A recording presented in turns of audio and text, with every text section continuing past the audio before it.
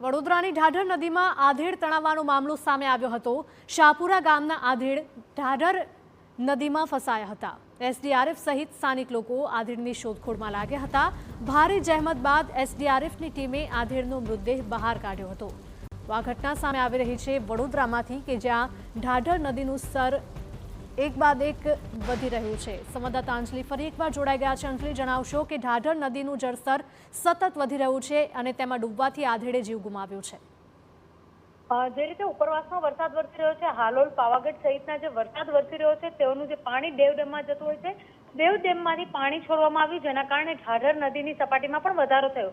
શાહપુરા ગામના 51 વર્ષીય જે ધુવાભાઈ તડવી આ નદીના પ્રવાહમાં તણાઈ ગયા હતા, જેના કારણે તેઓ લાપતા થયા હતા। 24 કલાક એસડીઆરએફ દ્વારા તપાસ કરવામાં આવી, મહેનત કરવામાં આવી, ત્યારબાદ તેઓનો મૃતદેહ શોધવામાં એસડીઆરએફની ટીમને સફળતા મળી છે।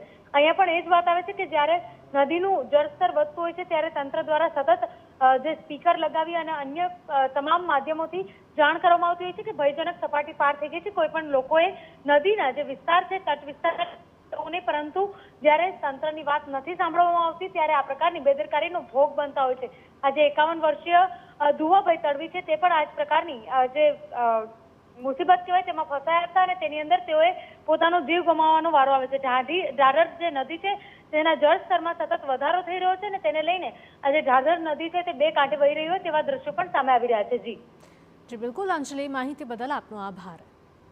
તો એસડીઆરએફ સહિત સ્થાનિક લોકો આધેડની શોધખોળમાં લાગ્યા હતા। એસડીઆરએફની ટીમે આધેડનો મૃતદેહ નદીમાંથી બહાર કાઢ્યો છે।